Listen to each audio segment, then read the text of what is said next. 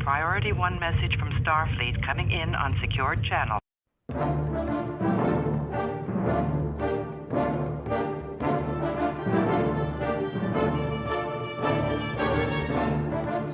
You are listening to the TrekRanks Podcast, a member of the Tricorder Transmissions Podcast Network.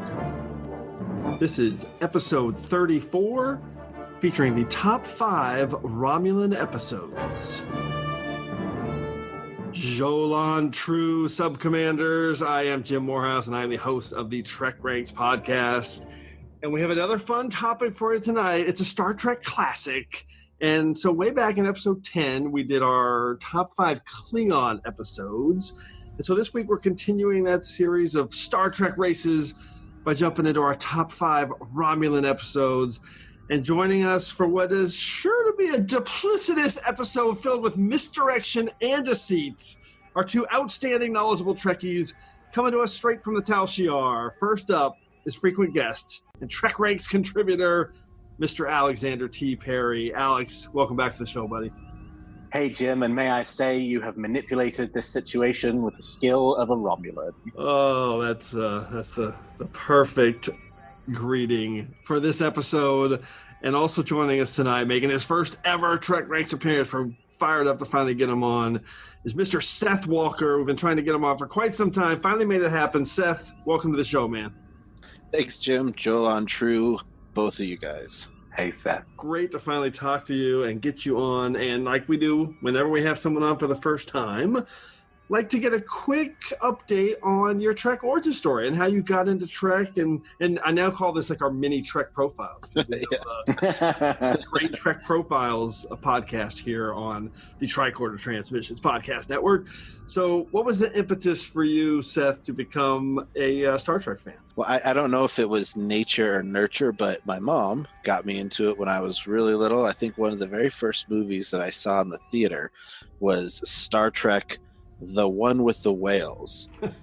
And I just became a Trekkie from there on out. I loved the TOS movies. Captain Kirk was my captain all the way until Captain Picard got on the scene, and watched TNG throughout all the 90s. I did not watch DS9 or Voyager until Netflix came around. So I was staunchly against those two. I thought they were lame, and then I got smart and watched them, and now they are part of the melange that makes up my beautiful Trek profile. Wink, wink. I love that. So now, have you watched it all? Yes, I've seen them all. I haven't read a single book, and that's probably the area where I need to get into, because I've watched all the shows, including your favorite, the animated series, and all the movies, and yeah. That's where it ends, though. Well, Alex hasn't not read a single book. He's read them all. I own nearly them all. I can't claim to have read nearly them all. Okay. Some of them, while many of them are excellent, the only thing I'll say is that many of them are not. And I own a stack of them that I have. I have read probably about 50 of them, I would say, but I've only read like maybe one a year for the last few years. I just haven't been good on my reading. And of course, the One with the Whales is number 1 at TrekRanks. The Voyage Home. That's our number 1 TrekRanks movie. It's an amazing one to be number 1. It's a big warm hug every time I watch it. It's fantastic. I love it. Okay, let's jump into our quick TrekRanks reset. Infinite diversity. In infinite combinations. That's right, Vulcan Master and young angry Tuvok. Our general order number 1 here at the TrekRanks Podcast is that this podcast is about all the reasons that we love Star Trek, and we rank Trek via some deep dive topics just to help get the conversation started. And that's because my favorite thing to do is to talk about Star Trek. So hopefully when you listen, you'll have some fun with our topics. Maybe think about a few episodes or ideas that you haven't thought about for a while, and maybe go watch some episodes that you haven't seen in a while. So our mantra here is no wrong answers, and we love all the Trek from TOS to TNG, straight through to Enterprise and the Kelvin timeline, and now Discovery. It's all fair game on the TrekRanks Podcast. And remember that we use episodes as our shorthand because it's just a lot easier So that the 13 films are always in play. We just call everything an episode. Black alert. Black alert. And just a quick reminder that Discovery is now in play for selection at any time on TrekRanks. So that means potential Discovery spoilers, just in case you haven't watched yet. And I'm pretty sure there's not going to be any top 5 Romulan Discovery episodes, since I don't think the Romulans even got a mention in It would be a real reach if you picked Will You Take My Hand, because in the Orion market there was Romulan writing on one of the 10. Okay, there you go. That's the kind of expertise you expect here on TrekRanks. Thank you. And the writing staff did mention the Romulans. I believe they said that Romulans is a bad word in the writing room. Oh, that's right. I do remember that. Okay, that's excellent. So we know that's a lot to take in, but I always like to reset on the show before we get going, so if there's any new listeners. All right, so before we get to our Level 1 diagnostic, let's open up a subspace channel so our listeners know exactly how they can message us. Hailing frequencies are open. You can check us out on TrekRanks.com and at the tricordertransmissions.com. And if you'd like to leave us a message with your own picks, you can do that at 609-512-LLAP. That's 609-512-5527. You can also find the Tricorder Transmissions on Facebook. And for those of you enjoying all of our shows here at the network, you can support us as a Patreon of our shows at patreon.com/the Tricorder Transmissions. And we always appreciate the support. And finally, you can reach me on Twitter at TrekRanks and also at Enterprise Extra. So hopefully we'll hear from you, because the show is definitely better when we hear from you. Okay, to wrap it up, Alex and Seth, please tell everybody how they can get a hold of you guys. Alex? Best place to reach me is always on Twitter. You can find me at the incredibly unimaginatively at Alexander T. Perry. Someday you get a Trek moniker going there. Someday. Seth, how can people get a hold of you? Best way to get in touch with me is also Twitter. I'm at VerseTrek. Yes. Oh, and what's the impetus of that? So, tell everybody about that a little bit, because that's you. Well, I started this account as a Trek only account from my other one. My personal one is at The Real Alien 2. You can look me up there, but it's inactive. And I was just going to write like a song or a poem for every Star Trek episode. I got through season 1 of Deep Space Nine and Discovery, and then I just fell too in love with this Star Trek community, and I kind of gave that up for now, and I'm just trekking through the internet on that Twitter account. All right. Well, it's a great handle and a great follow. It's at VerseTrek, everybody. All right. I think we're ready to head into our Level 1 diagnostic. Diagnostic cycle will be complete in 20 seconds. Okay, guys, so without getting into your Prime Directive, let's talk a little bit about Romulans. So, Alex, what's the first thing you think of when you think of Romulans in Trek? Manipulation and politics. I feel like, especially before the Cardassians came along and sort of usurped some of that role, a lot of the kind of political machinations of the Star Trek universe, particularly during the kind of TNG timeframe, a lot of that was in relation to the Romulans. And I think one of the things that I've been thinking about a lot as I've been thinking about this episode is how much of a driver for the narrative arc of the kind of Star Trek franchise the Romulans have. A lot of people think it's the Klingons, and the Klingons do have a huge kind of narrative arc throughout the show, but the Romulans really do as well, even though they may not feature in as many episodes. Yeah, I love that point. Seth, how about you? What do you think of when you think of the Romulans and how they're portrayed in Trek?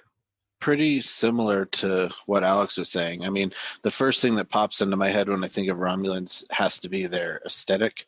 I'm very visually drawn to the black hair and the hairline and the high shoulder uniforms, but then they're just so purposefully mysterious, and they're trying to manipulate everything with as much skill as they can. And that's a continual thread that through this rewatch, I've noticed the writers have done a great job of continuing to focus on and continuing to do in new and creative ways. Yeah, I like that point, and I like that I always defend the shoulders. That's what they do as a people. Shoulder jacket. I love their aesthetic. I think it looks really good. I love the design of those jackets and their overall look. And I think they've been treated pretty consistently over 50 years of Trek. I feel like the Romulans have been, really, when you think from the very beginning of TOS all the way through to through TNG and Enterprise, I think they did a really good job with that. I was thinking that very same thought this morning, that the TOS Romulans are, we've seen them evolve. It doesn't feel like there's been any weird points where things have happened that felt forced. I mean, of course there's some, but natural development is basically the course of their race. I liked it. Yeah, I like that. Maybe the most inconsistent thing is the forehead ridges all of a sudden. Mm-hmm. They popped in. Yeah. Although the Vulcans don't have them, so okay. All right, let's get into our Prime Directives. I do not concur with your captain's decision. She's following our Prime Directive. Define Prime Directive. So, Alex, how did you make your picks? What was your Prime Directive in trying to narrow down your list here? So I started off thinking that maybe there were only 10 or 15 episodes that you could really use for this, but I started putting episodes down on a piece of paper, and I started off by just going anytime there was even, the smallest kind of mention or appearance of a Romulan character. But that didn't really work for me, because then you sort of end up with a lot of episodes that really have nothing to do with the Romulans, that might have a scene that has a Romulan character in it, or a Romulan character that doesn't really serve the overall narrative arc. And so what I did was I cut most of those, which was pretty difficult because there were some great episodes on that list, down to 5 that really told you something about the Romulans as a race.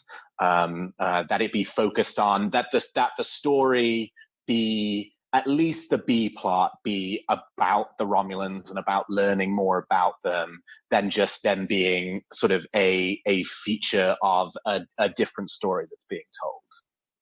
I love that. It's going to be similar to what I did. How about you, Seth? What were the kind of the key factors for you to make your final decisions? I feel like if I go after Alex this whole time, I'm going to be saying just like Alex, because I had a very similar path. I mean, I pulled up, Memory Alpha and got all the episodes with the Romulans in it, and got rid of any of the ones that are just quick mentions, and then started digging in and just wanted to pick my favorite episodes. But I realized that a lot of my favorite episodes with Romulans in it don't actually deal with the Romulan experience. So I wanted to look for episodes that fleshed out the quote unquote Romulan experience, and that were also great Star Trek episodes. The episodes had to be good and rewatchable, and they had to do a pretty deep dive into some new concept of the Romulan culture. I was torn between, at first, popular, well-known episodes, and then I just sort of gave up caring, because I realized that we're probably going to have some duplicates here either way. And my mission was to try to flesh out the Romulans, and it might be done in some paths that were treaded well before me, and so be it. So, all right. So, and I am very similar. So I usually go with kind of my favorite episodes. I always kind of say that if I can only watch one episode the rest of my life, which one would I pick? But I ended up with a really kind of a theme-oriented list where, like you guys, I was delving into episodes that really hit on the Romulan society and talked about that got in depth on the things that drove them. But I also found myself kind of gravitating, and hopefully this isn't too much of a spoiler, towards stories that really highlighted like specific Romulan patriots who really stood out to me. So I ended up with that ended up being like a real center of, I think, almost all 5 of my picks, if not for sure 4 of them. So, all right, we will see how similar our lists are when we get into the order of things. I am a Jem'Hadar. He is a Vorta. It is the order of things. All right, so just a quick reminder on how we're going to go through the order of things in this episode. First, each of us will highlight our 5-word summary and a hashtag, and then we'll reveal our top 5 Romulan episodes. And at the end, we'll ask for secondary system selections for the picks that maybe just missed our list. We can get a little bit deeper. And if we end up having any duplicates, make sure to listen for the Defiant Torpedoes. And tonight, I think we just might have a few duplicates, but who knows? We say that sometimes and don't, and sometimes we're surprised and do. So you just never know. So let's get rolling. We're going to start with Alex. Alex, what's your number 5 pick for your list of top 5 Romulan episodes? 5-word summary. Missed it by that much. Hashtag 20 years too soon. It is Star Trek Voyager, Season 1, Episode 7, Eye of the Needle. Yes, this is an excellent pick. I thought this was a really interesting one because it kind of subverts a lot of the Romulan narratives that you've been fed up to that point, right? A lot of the exposure we had through Next Generation and Deep Space Nine up to that point was to the Romulan military. Very little to, with the exception of unification, to sort of the wider Romulan society. And so to get the opportunity to kind of spend some time with a Romulan scientist, somebody who maybe kind of isn't bought into the, doctrine of the Empire, and then have the Starfleet characters go through this kind of process of going from, well, we don't like Romulans to, actually this guy might be our only opportunity to get home, to this guy might be our only opportunity to get a message to our families to let them know that we're okay. It's one of the best episodes of Season 1 of Voyager. And I just thought, it's a really good episode.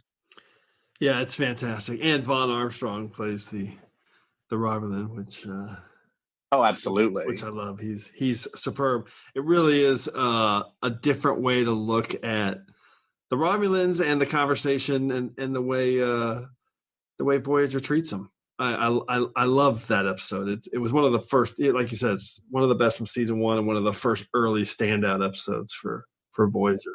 That one popped up in my Argus array pretty quick, and I loved it because very consistent, like we were talking about before. Even the civilians here, he's duplicitous. He's not quite saying what's going on at first. Very cautious, very quintessential Romulan, and they did a great job with that.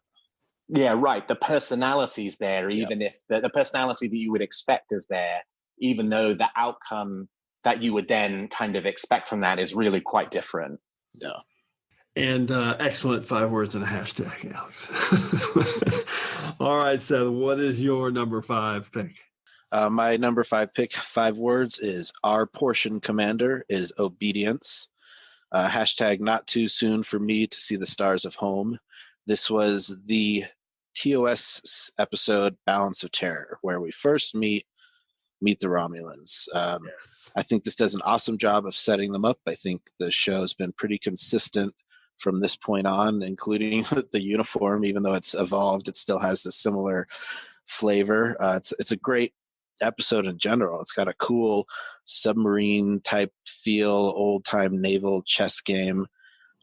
They define a lot of the parts of the Empire, which is kind of not TOS-y. They sort of left a lot of stuff hanging, but here we hear about the Praetor. We learn about rigid adherence to duty and obedience, and of course the incomprehensible Mark Leonard, who is amazing. Yes, this episode, I am pretty sure this won't be the only time we talk about it. I think it's pretty safe to say. But Mark Leonard is amazing. The cat and mouse with Kirk is one of my favorites. And I actually love, now that thinking about this in the dichotomy with Eye of the Needle, this is like the 8th episode, I think, of TOS. And Eye of the Needle is one of the first half dozen episodes too, also a Romulan episode. So that's actually kind of interesting that they both lay. Eye of the Needle is episode 7. Oh yeah, so right there. And if you count the Caretaker as 2 parts, there you go. This episode it's one of my all-time favorites. It's like number 3 at TrekRanks. So and it's just I'm not a huge TOS fan, but this one, rewatching it, I loved it. I really enjoyed watching this one a ton. And you know, it was hard for me to put it as low as it was, but there's just some other really great ones on my list that I couldn't personally, I couldn't bump it higher, but I could not have it on my top 5. Alex, any quick take on Balance of Terror?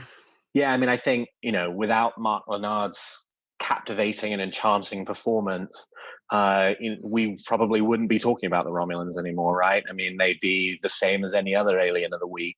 I think it's partially through the power of that story and the performances in that episode that really gave life to the Romulan Empire and spawned their appearance in numerous stories thereafter. So, I mean, for that reason alone, this has to be held up as one of the best episodes, because without it, the whole thing doesn't exist. Yep, for sure. True. We are creatures of duty, Captain. I have lived my life by it. Just one more duty. Perform. Mark Leonard is amazing in that role. Captain, standing by to beam your survivors aboard our ship. Prepare to abandon your vessel. No, that's not our way. I regret that we meet in this way. You and I are of a kind. In a different reality, I could have called you friend. What purpose will it serve to die? We are creatures of duty, Captain. I have lived my life by it. Just one more duty to perform.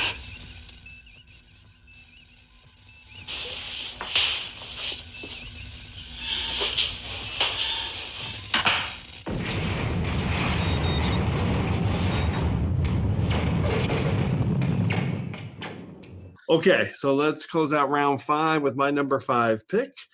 My 5 words and a hashtag: the Romulans fought with honor. Hashtag. Was that Worf that just said that?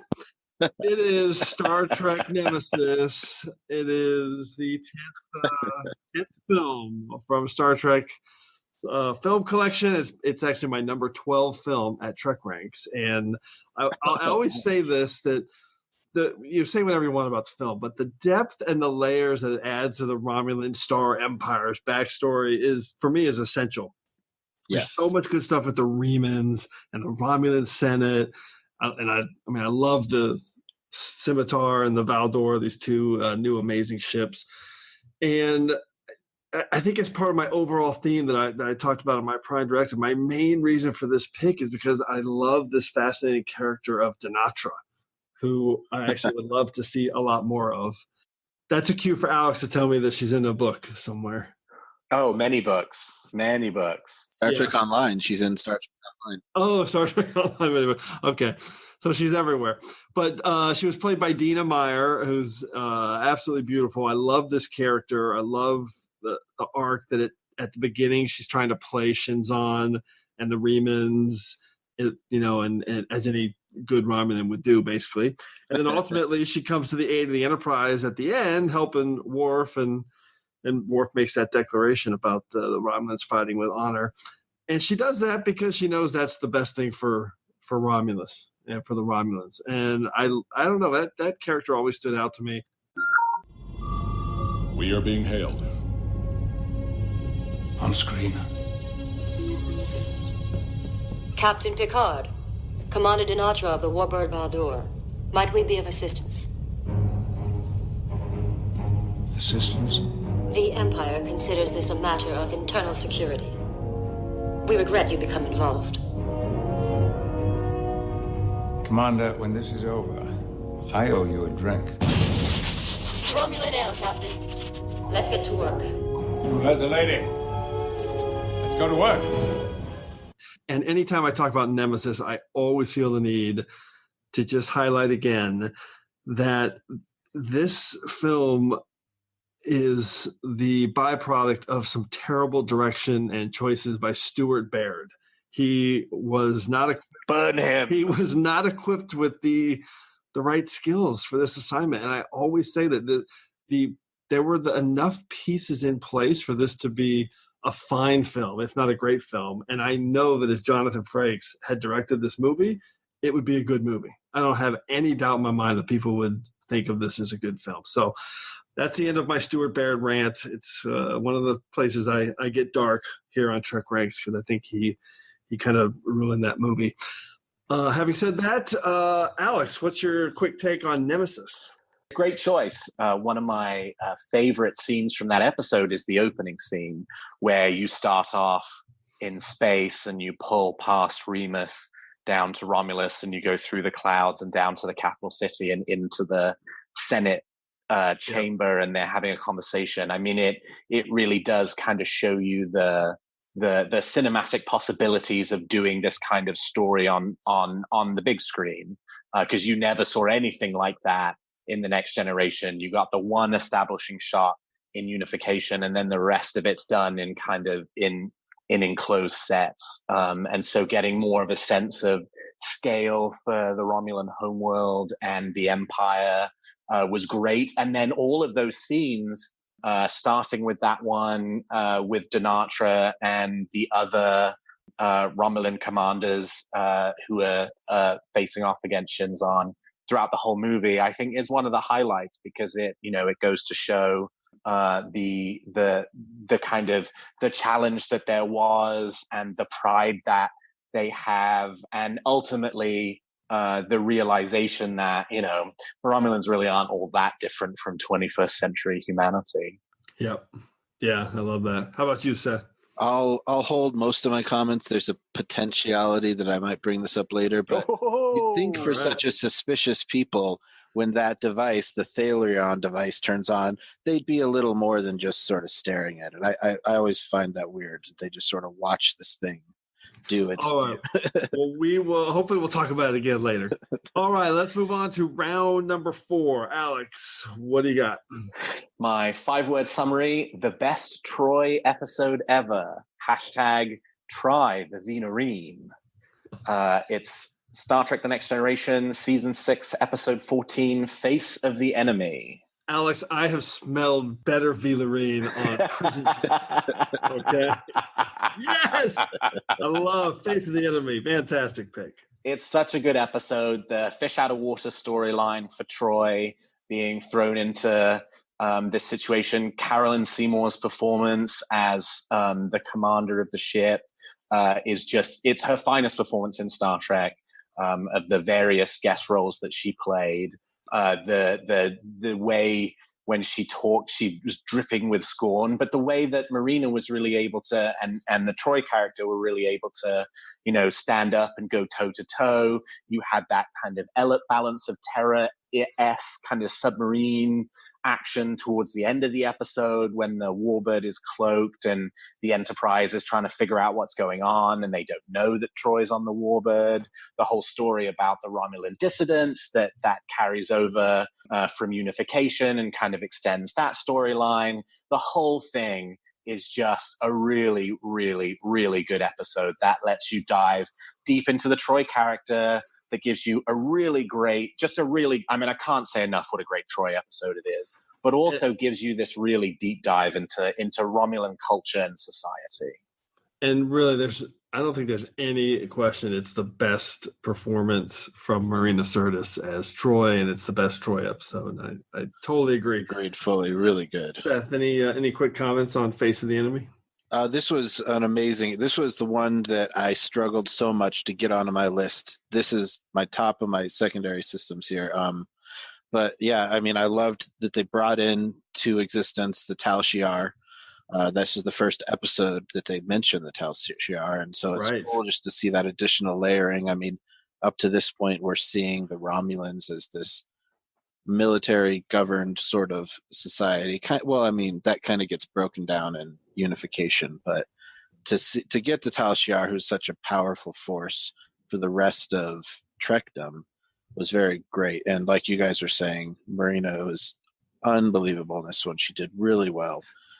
It kind of makes you lament, like, they could have done so much more with her and the character across 7 seasons when you see how dynamic she is in this setting. Well, just hearing her talk in real life shows you how dynamic of an actress she is. I mean, unbelievable. The persona she puts on, and you're right, it does make you lament because she was unbelievable in this one. Very good reach. All right, Seth, what is your round 4 pick? My round 4, the 5 words is there is no Section 31. Hashtag the blood of patriots must water the tree of the Federation. Inter arma enim silent legis. All right, a classic. This was one that I really loved because, first of all, it's the first time we actually see Romulus. We actually don't just see it; we get to visit it. Senator Kretak just does her thing. She was a really fun addition to the show. Just talking about professional soldiers, how they'll wait until the Klingons are done with their leave. Just the Romulans are superior. We can wait. We don't need leave. They invented the continuing committee for this episode. We meet the Praetor for the first time, Neural. No, I'm sorry. This is the second time we meet Neural. This time he's played by Hal Landon Jr. That's right. And we are reminded of how harshly the Romulans deal with internal dissent. Yep. Again, there's more duplicity here.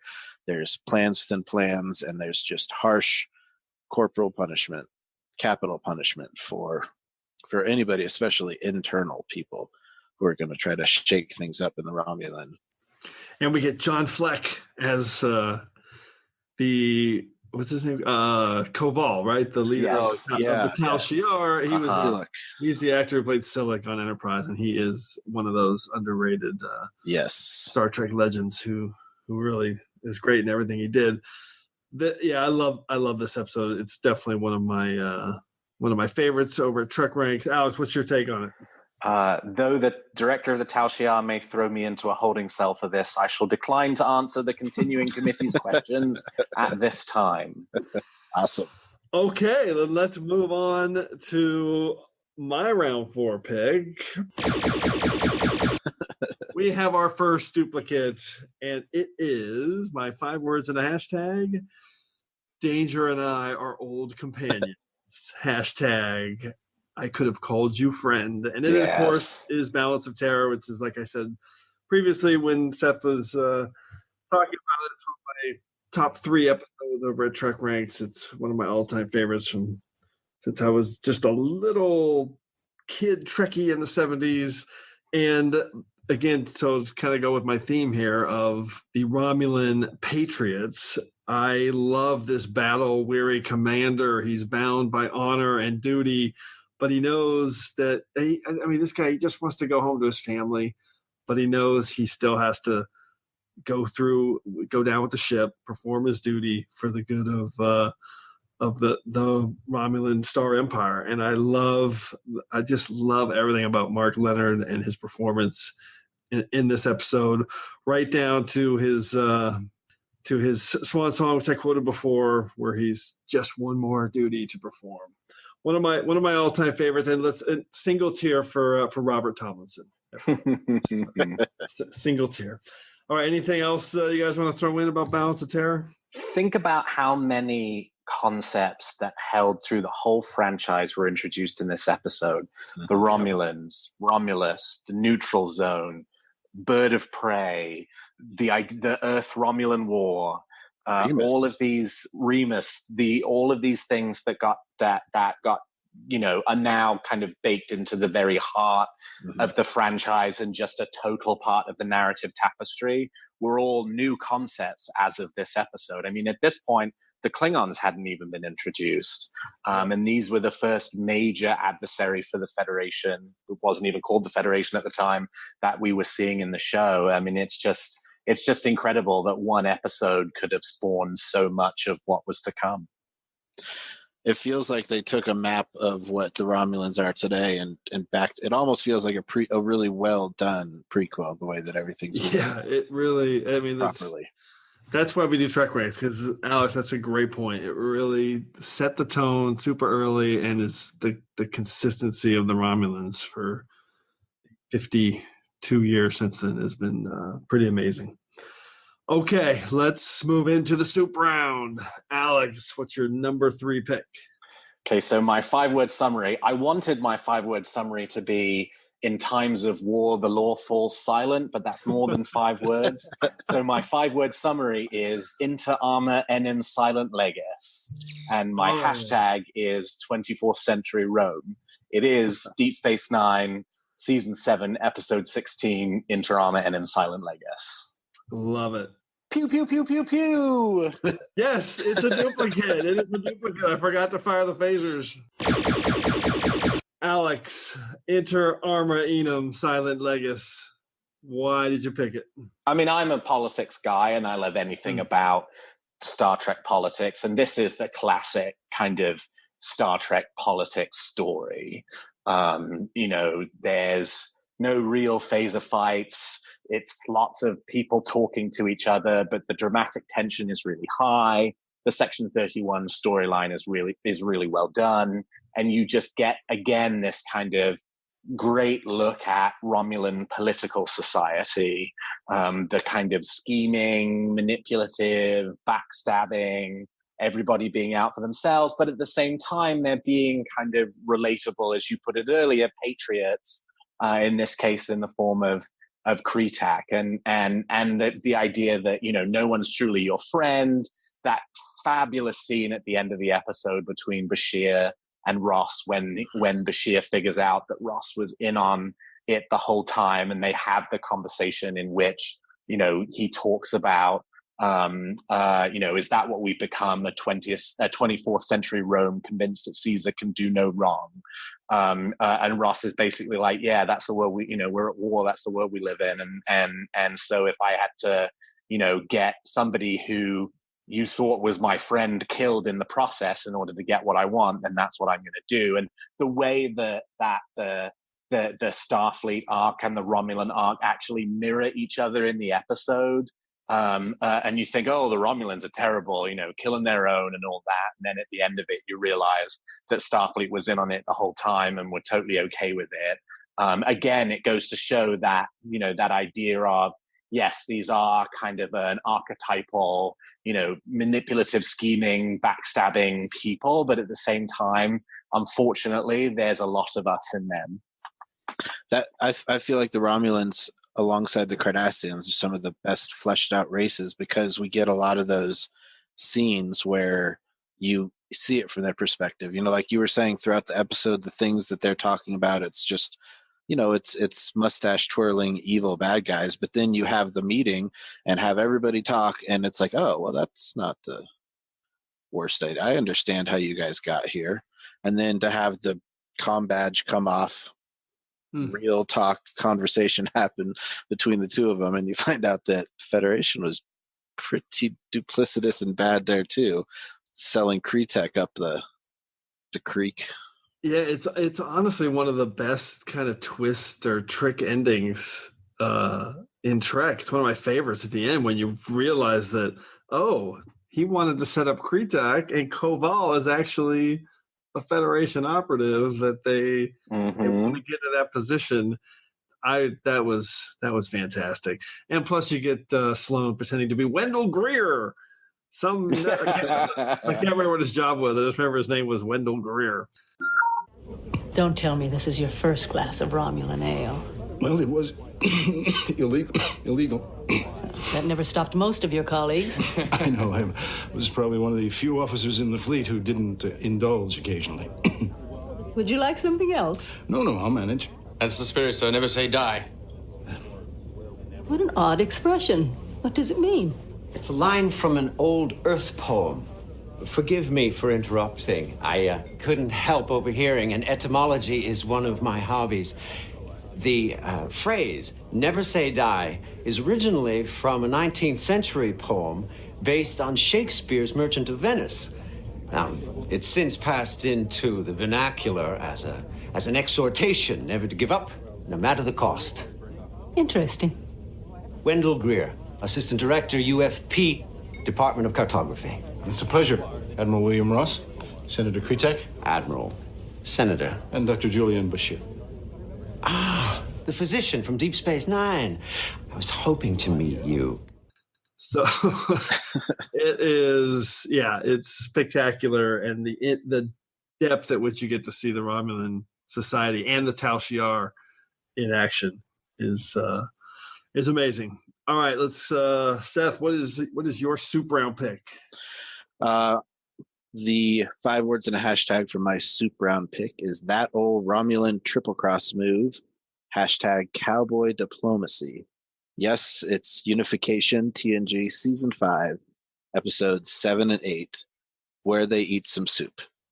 Yeah, they do have soup. Yes, that's perfect. Yes. and this, that was on purpose. No, that was an accident.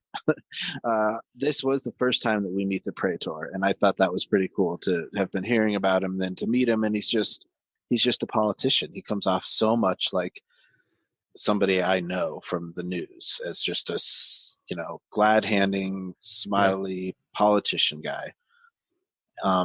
We show for the first time, I believe, that the Romulans are a less than unified front. And then again, with the face of the enemy and many other episodes, this comes up many, many times.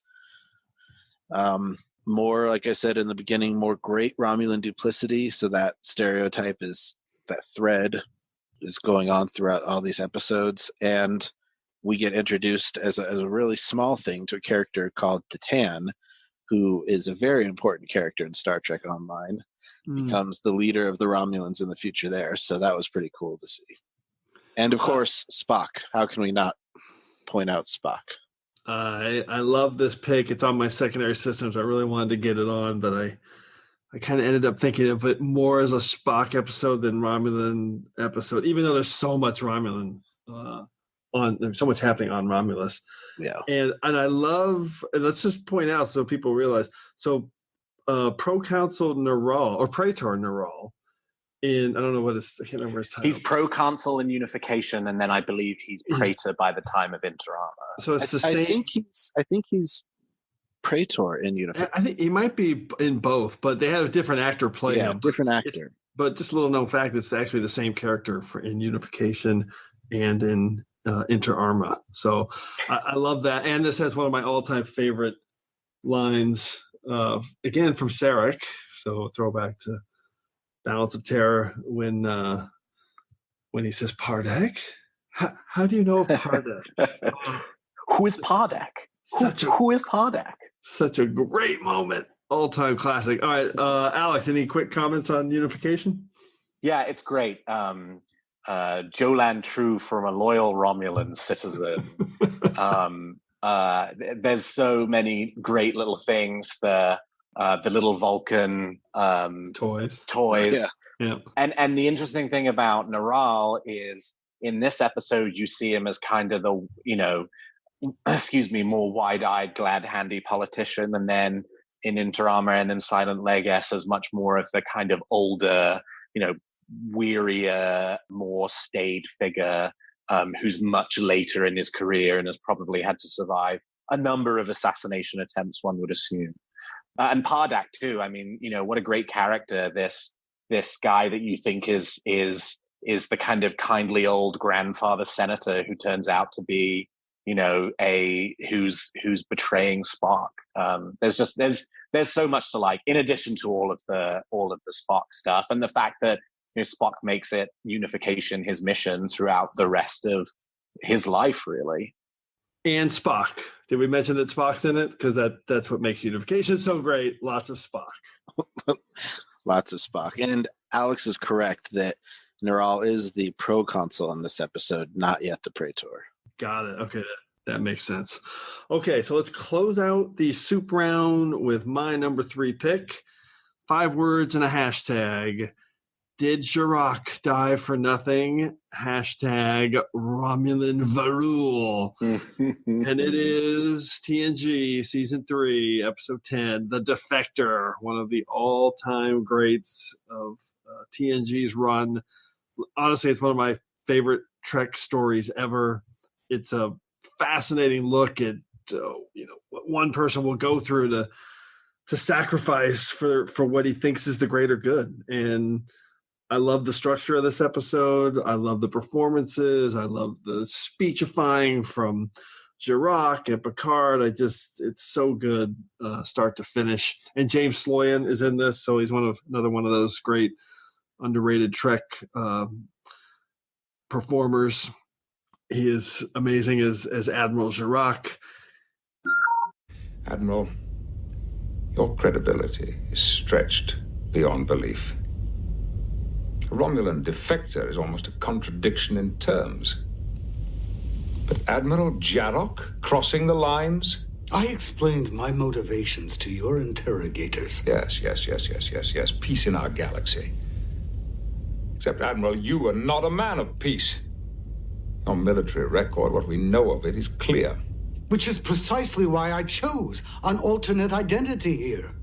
The massacres in the Norcon outposts, for example. What you call massacres were called the Norcon campaigns on my world, Captain. One world's butcher is another world's hero. Perhaps I am neither one. Again, I think we're probably going to talk about this episode again, but we also have Commander Tomalak. I don't know. I just love the defector. I love the way this story is set up.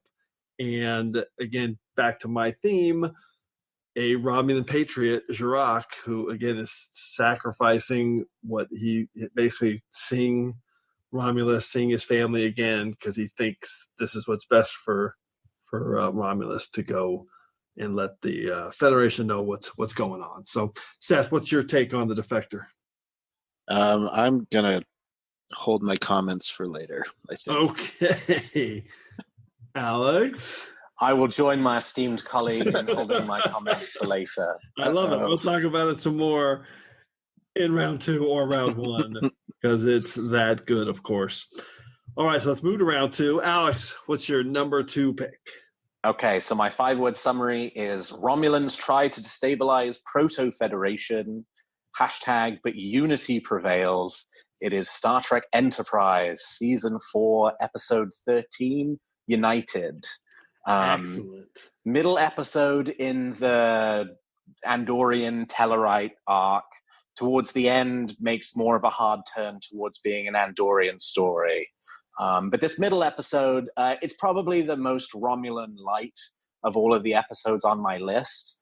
But it does have the strong B plot with the Romulan commander who is running the telepresence machine.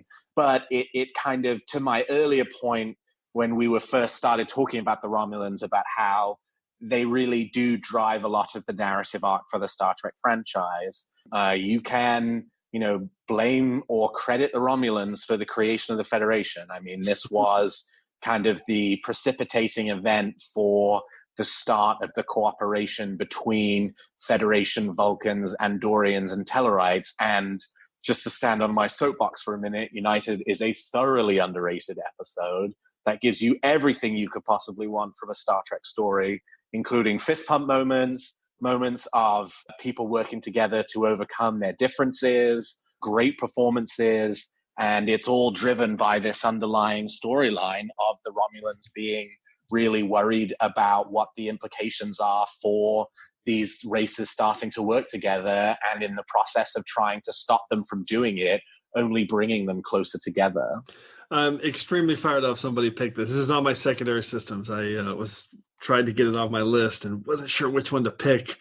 I love United. I love Babel 1 as well. And but it's a great trilogy of Andoria, Romulan, and really the most we ever see of the formation of the Federation. It's phenomenal. And I'm fired up that you picked this. Seth, what's your take on United? I feel similar to you that I wanted to put one of these 3 episodes on my list, but I couldn't find room with what else I had. But these are awesome. This is showing the best of what Enterprise could do and really makes you wish for that season 4.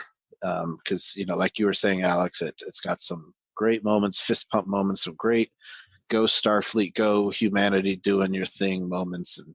And as a big fan of the Andorians myself, getting a nice, healthy dose of them in there as well makes this just an amazing episode. like you said, the Romulans are kind of created their own worst enemy here.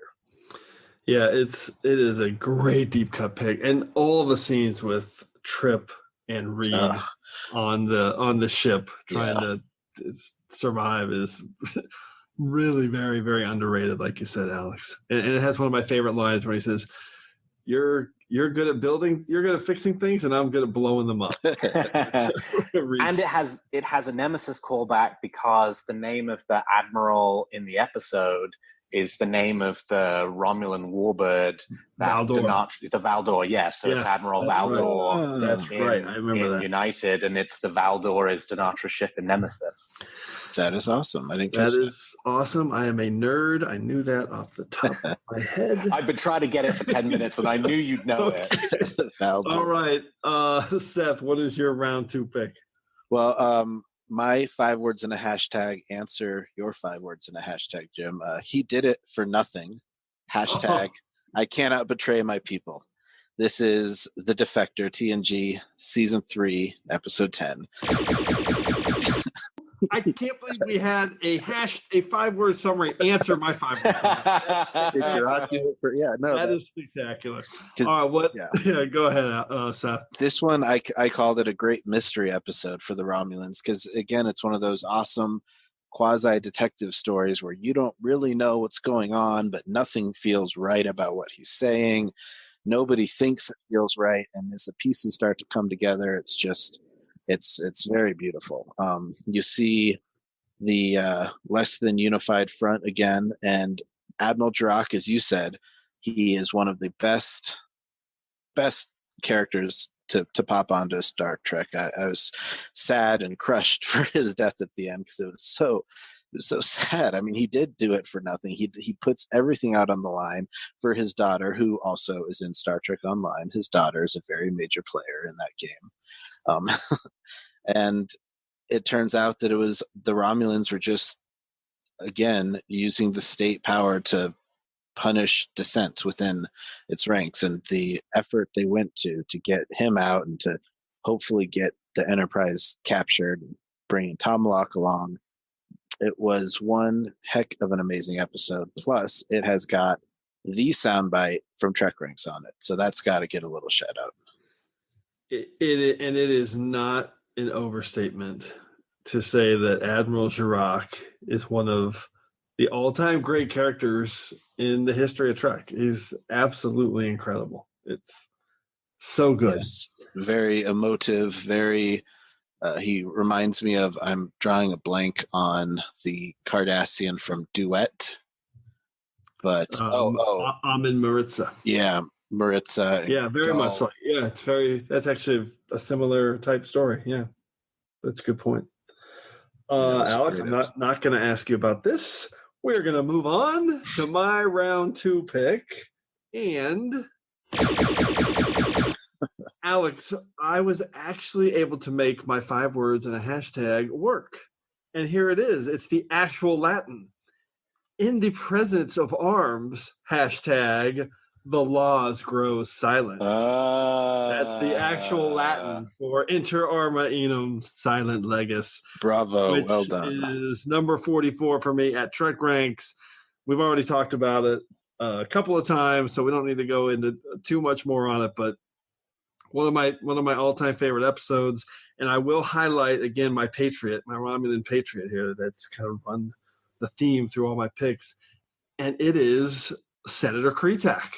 Because she is trying to do the right thing, and she actually lets Bashir convince her to go look at these records, and she doesn't tell the Senate about it, and she gets effed for it. So, and she's trying to do the right thing for her people, trying to be a patriot, and she gets sold down the river, and it's an amazing episode. There's so many layers here. I remember the first time, I literally remember the first time I watched it, just stopping at the end and thinking, what did I just see? And rewinding it and watching it again immediately because it was just so tricky and just trying to get all the pieces of it because it's such a layered, strong Deep Space Nine episode. So, all right, any final comments from you guys on Inter Arma Enum? I love it. It deserves to be on 3 people's lists. Indeed. I forgot. It's a triplicate. Yeah, I think I said duplicate before. It's a triplicate. It is a triplicate.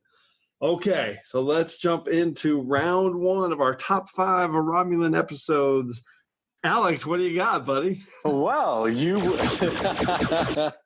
will be surprised to learn 5 words. Never see my children again. Hashtag you've made your choice, sir. You're a traitor. Another triplicate. Next Generation, Season 3, Episode 10, The Defector. We've said most of what's worth saying about the episode. A couple of additional points I'll add. 1, the cold open on this episode is amazing. Mm-hmm. Not just the Picard Data, Henry V scene with Patrick Stewart under all that makeup, playing the part as well as being Captain Picard, but then they get called to the bridge, and the music, the Ron Jones score, as the scout ship's crossing the neutral zone and the warbird behind it, and they have no idea what's going on. That's fabulous. And then the second piece I'll highlight is the Picard-Tomalak standoff at the end, Shall We Die Together, in which the scene starts and you think Tomalak has the upper hand because 3 warbirds decloak and it's the Enterprise on its own. And then the 2 Klingon birds of prey decloak and you have the standoff. And, everybody... And Picard ended up outsmarting Tomalak, and everybody kind of, takes their toys and goes home. Andreas Katsoulis is someone we haven't had much of an opportunity to talk about. Is fabulous in this role. I mean, obviously he's better known for Shakar in Babylon 5, but it was tremendous that he got to be in Star Trek at all, and Tomalak was a great role for him. And the adversarial relationship between Picard and Tomalak that you saw over The Enemy this episode, and then All Good Things, were just fabulous. Seth, any final comments on the Defector? Perfect, Alex. That was fantastic. I love what you were saying about Tomalak. Minor spoiler warning, my first pick does not have Tomalak in it, and that kind of breaks my heart. I really wanted to get Tomalak in, but because he is such an amazing character, he really makes that character incredibly fascinating and somebody I would like to watch over and over again. He's great. I'll just close it out with a great Jirac quote that we both referenced, Seth, you and I did it for nothing. My home, my family, for nothing. Just brilliant. And then suicide. Oh God, it's hard. All right, Seth, what is your number 1 Romulan episode? My number 1 Romulan episode, the 5 words are blue skies smiling at me. All right. Hashtag Picard through the verdant colored force fields. It is Star Trek Nemesis, which is one of my favorite Star Trek movies. I know that there are a lot of detractors to this movie, but I think it's a great film. As you said previously, I think that there's some directing mistakes that pull it from being an amazing movie and just knock it down a couple notches. But this was a great movie. We get to see the actual Senate, not just the Senate building from outside. We get to meet another Praetor. We get to learn about the people who live on that mysterious second planet, Remus. And this movie is filled with Romulan duplicity. The new Valdor-class ship, which I just learned was named after that admiral from Enterprise. It's also my Romulan ship on Star Trek Online. And, Commander Denatra, Senator Talora, also both play Star Trek Online roles. I know I talk a lot about Star Trek Online, but it's the only soft canon that I have that goes past Nemesis. So I really dug into that when we didn't have Discovery. But my last point on Nemesis was that it did more experience of being a Romulan work in that it helped to emphasize the separation of the civilian and the military when the Praetor was yelling that we don't take orders from the military. Again, it just gives more layered nuance to the Romulan culture and government that you don't get from a lot of the other Star Trek races. Even the Klingons, even the Cardassians, some, you don't see the really well-defined government and realistic governmental structure that they have. And I really dug in on that. Yeah, it's one of the strengths of it. And there's so much they left on cutting room floor that they weren't able to figure out a way to get in it.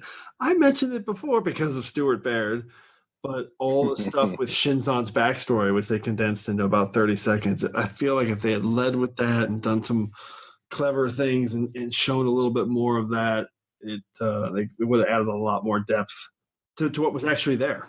Yeah, and having just watched it today again, I really think that they could have swapped that stuff out with pretty much all of the negative psychic interactions between the Viceroy and Troy. Those don't serve this plot to me. They could easily be removed, and I would love to learn a little bit more valuable information about Shinzon. They really should have focused on that. The other issue was B4.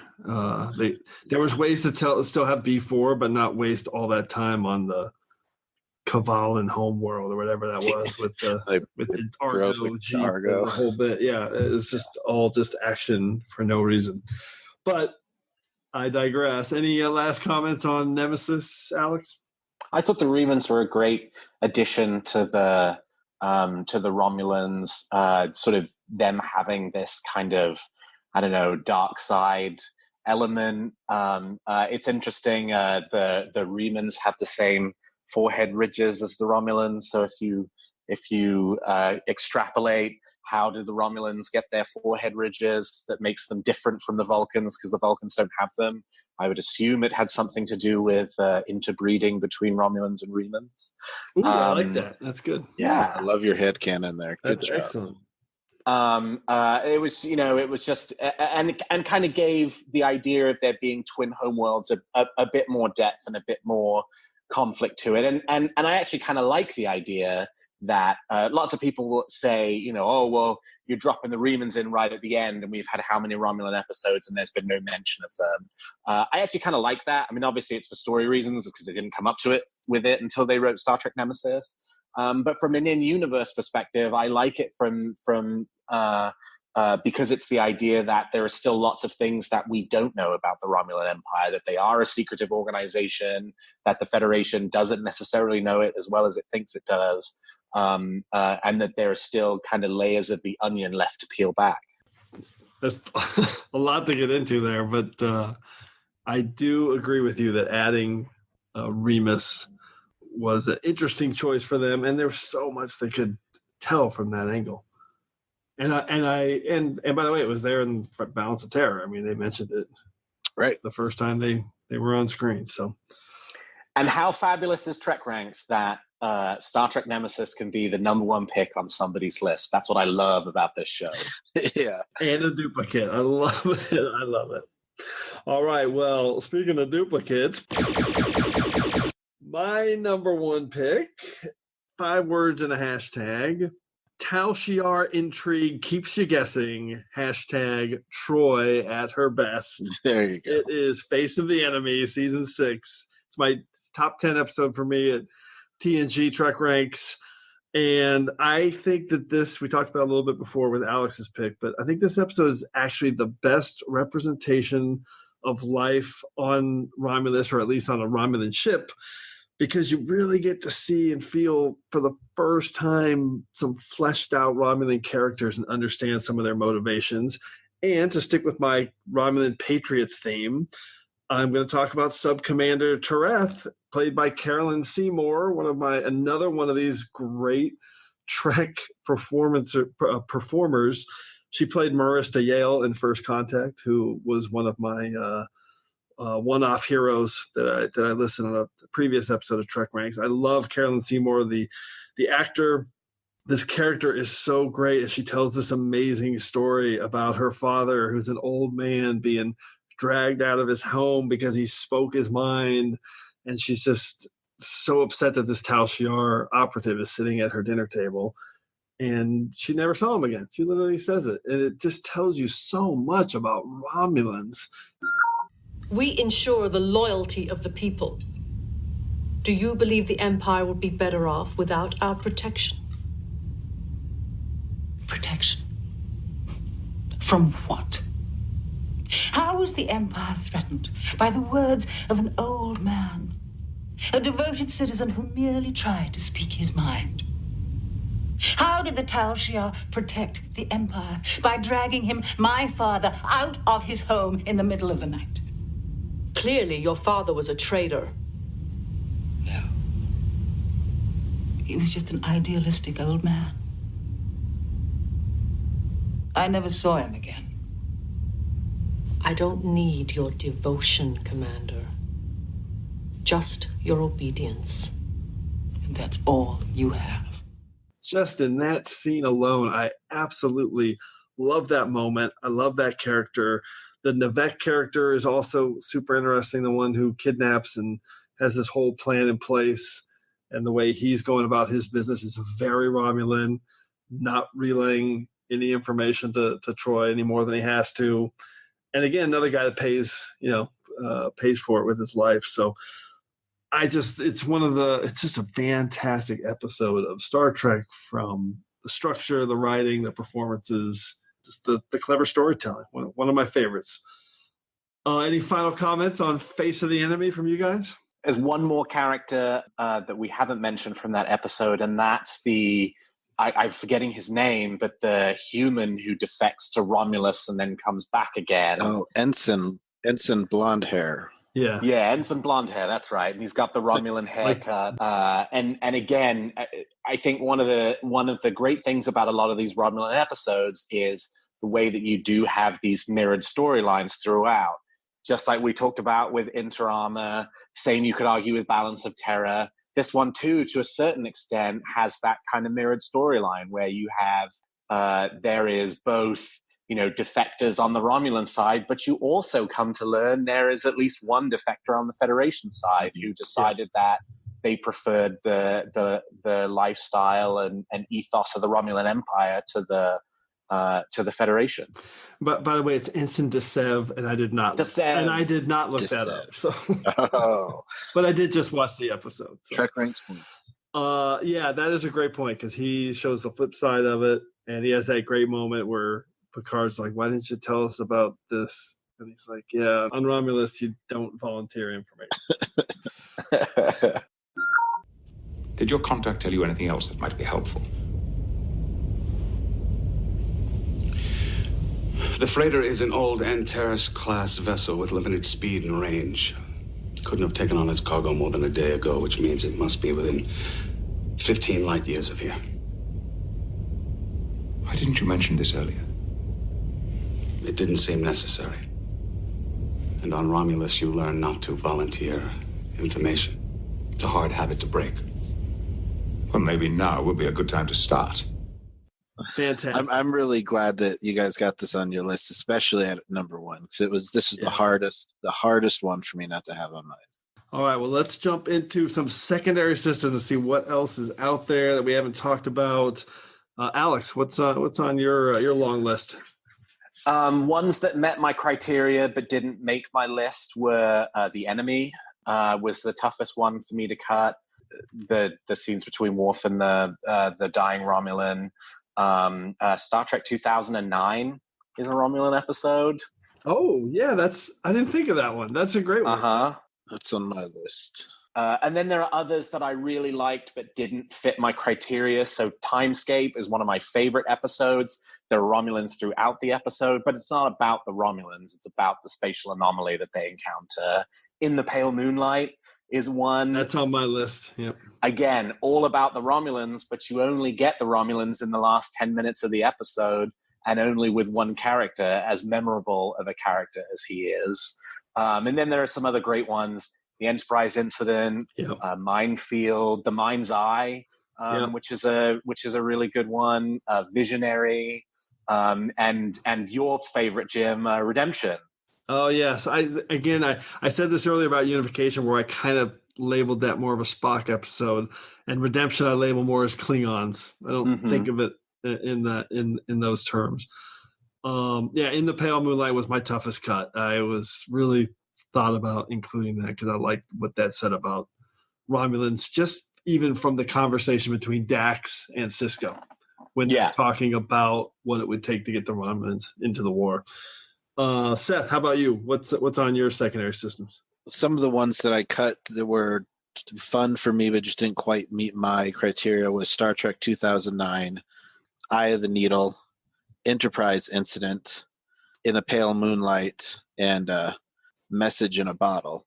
And then the ones were Message in a Bottle. Yes, I had that too. Yeah, a fun one, but it just didn't delve enough into the Romulans for me. Mm-hmm. But the ones that were really hard to get rid of was like the Neutral Zone. It's the first appearance, and you don't see the Romulans a ton, but they do talk about the Romulans a lot. So it really does help define the Romulan, the new next generation's iteration of the Romulans.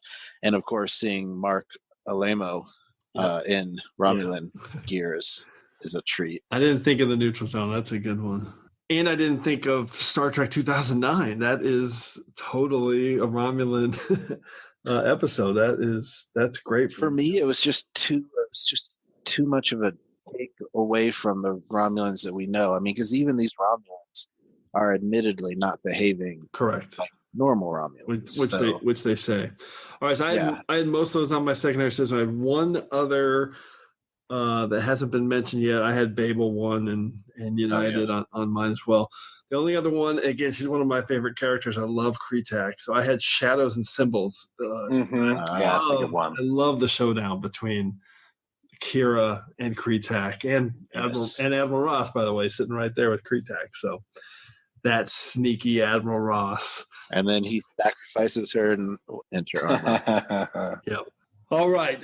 Great conversation. Let's get into our regeneration cycle so we can start winding this episode down. Computer, activate regeneration cycle. Alcoves beta and gamma. All right. So let's run through a quick recap of our picks in our regeneration cycle. Alex, run down your top 5. Number 5, Star Trek Voyager, Eye of the Needle. Number 4, Star Trek The Next Generation, Face of the Enemy. Number 3, Deep Space Nine, Inter Arma Einem Silent Leges. Number 2, Enterprise, United. And number 1, The Next Generation and The Defector.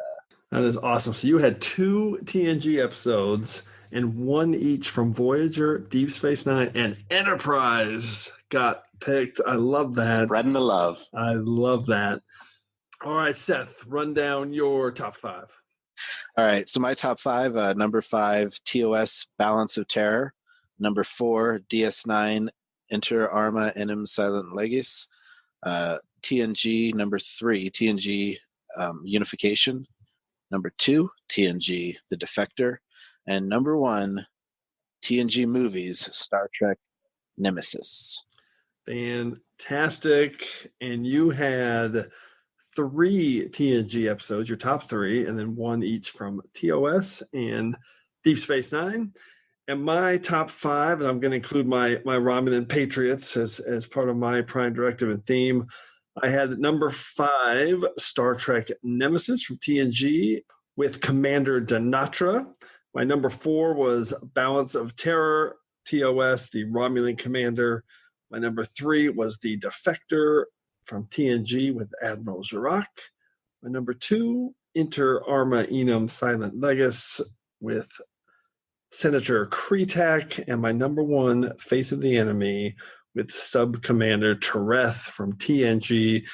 So I had 3 TNG, 1 TOS, and 1 Deep Space Nine. And for the first time ever, all 5 of my picks were duplicates. That is actually kind of crazy. That has for sure never happened. Normally I have a lot of deep cuts. But so we had 5 duplicates, 3 triples, which that doesn't really surprise me in a kind of a finite territory like this one. And I always love this. We had 1 2-parter and 2 films. So that's some bonus Trek there. So Seth, your list was actually 7 hours of Trek. We love that. I like that. Doing it right. All right. Oh, and then the overall numbers were nothing from Discovery or the Kelvin timeline. We had 1 from Voyager and 1 from Enterprise. Thank you, Alex. 2 from TOS, 3 from Deep Space Nine, and 8 TNG episodes were selected. So Awesome recap of the stats. Great conversation, guys. But once again, we've entered a temporal causality loop. So before we can depart, it's time to hear from you. The Enterprise has been caught up in a temporal causality loop, and I suspect that something similar may have happened to you. This week, we are jumping back to episode 32 in our top 5 holodeck episodes, which was part of our Pride Month celebration. And as always, we got a ton of great feedback from everybody here on Twitter. So I'm going to rattle off just a few of my favorite submissions. And first up is one of our old buddies, Carlos Miranda at Double Mac on Twitter, who is the only person to choose someone to watch over me as a holodeck episode, which is pretty brilliant. I hadn't considered that one, and we didn't talk about it on the show. That's a smart pick. It was a smart pick. I like it. We also had 2 votes for relics in our first batch of submissions, one from Matthew Parsons at Matt_A181, and from Robert at Phil's Stalkers, who... I thought that was a pretty clever pick, Relics, as a holodeck episode. And also from at Phil Stalkers, he submitted one of our favorite picks, choosing Naomi Wildman's holo novel episode, Once Upon a Time, with Flotter and Trevis, which I actually think is an underrated episode. Yeah, me too. I like those guys. Good swear Trek material. It is excellent swear Trek material. But that episode had some really good moments at the end with Samantha Wildman, thinking she's going to not be there for her daughter. It's really good. All right, and from Anne Munoz, we had 2 very unique selections that I also loved. She's on Twitter at AMUN, AMUN 74656. That's Voyager's registry number, people. We like that handle. She chose Cost of Living on her list, which of course is Waxana and Alexander playing on the holodeck in TNG, so that's a super cool pick. The higher the Thank you. And she also was the only person to pick Voyager's Human Error, which is great for all of us Chakotay 7 shippers out there. So I ship everybody, so I never complain. But I have no issue with Chakotay 7, so I like that pick. And finally, we had 2 more awesome outside-the-box picks from our friend The Borg at Star Trek 1701 with no vowels. He included That Which Survives from TOS on his list. And his number 1 holodeck episode was uniquely clever and not one that I had considered. He chose Deep Space Nine's Shadow Play, where basically a city of holograms don't realize they're holograms and living on a planet. It's a great Odo episode. That was a really smart pick. So great picks. As always, we appreciate everyone sending all your responses into us at TrekRanks. So keep your list coming to me at TrekRanks so we can retweet them. But we also want to hear from you. So please put together your own list of top 5 Romulan episodes and give us a call and tell us your list. Call us at the Tricorder Transmissions at 609-512-5527. That's 609-512-LLAP. So hopefully we'll hear from you so you can be featured on the next episode of Trek Ranks. And on the next episode of Trek Ranks, we're jumping into a little bit of a unique topic. It's going to be one of these episodes that I think everyone will define a little bit differently. So we're going to do our top 5 TNG guilty pleasure episodes. So a guilty pleasure, that doesn't necessarily need to be a bad episode. It could that you like. It could be something along the lines of an episode that you maybe know that maybe other people don't look at it the same way you look at it, or maybe there's something in it that you don't like, but for some reason you still love the episode. I don't know. Guilty pleasure can be defined any way you want. I think that's going to be a big part of the episode. So, Alex and Seth, anything jumping out to you guys immediately as a guilty pleasure for TNG? Alex. Musaka is waiting. Oh, you. Of course you picked Masks.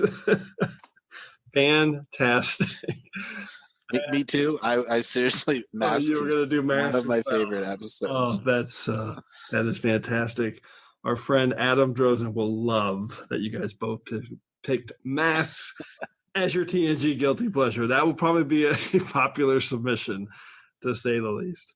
Also, the outrageous Okona, because that guy is just so lovable. Now he's just that so is what I'm talking lovable. about. And if you love Joe Piscopo, it might be a guilty pleasure as well. Yes, that is an outrageous choice, Seth. I love it. That should be a great episode. All right, Alex and Seth, before we wrap it up here, just want to give you guys a huge thank you. I love this episode. I love this topic. Super fun.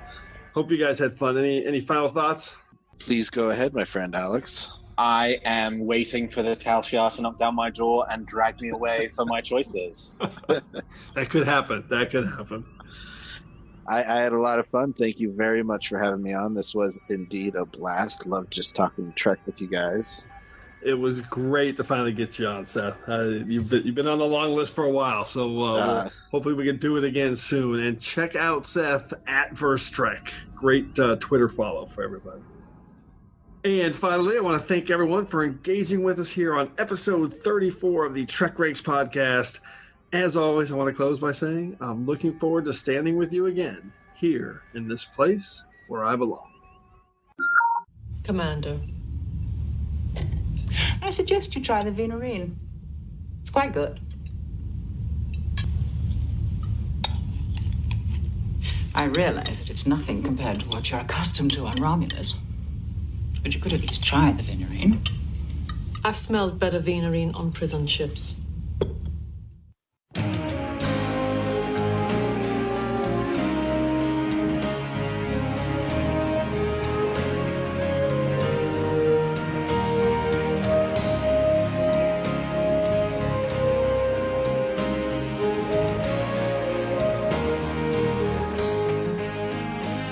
Hi there, thanks again for listening.